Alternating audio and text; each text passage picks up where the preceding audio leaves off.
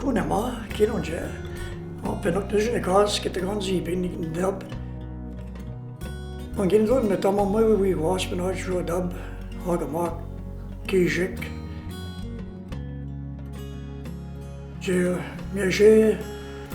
tourné, j'ai bemotion.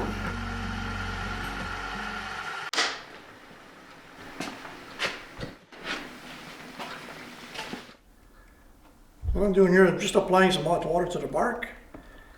That'll loosen up the oil that's in the bark itself so that it becomes more pliable. It's not the canoe that appeals to me.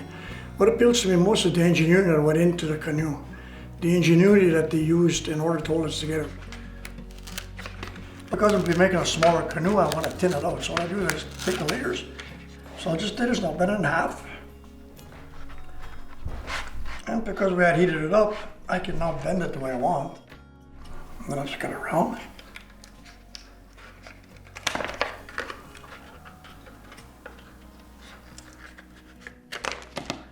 And this gives you the shape of your little canoe.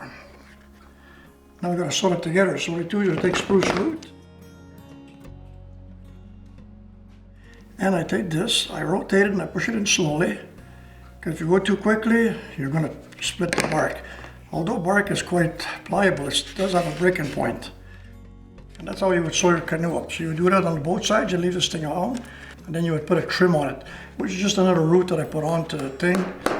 You know, I learned from somebody, I learned from the community. People often ask me, who taught you?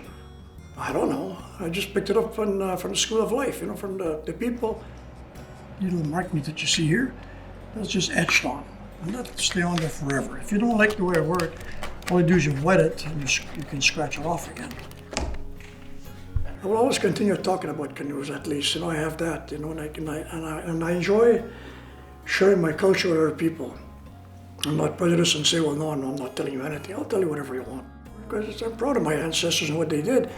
And I appreciate it, and I'd like other people to know about it, to learn about it. And that's about it.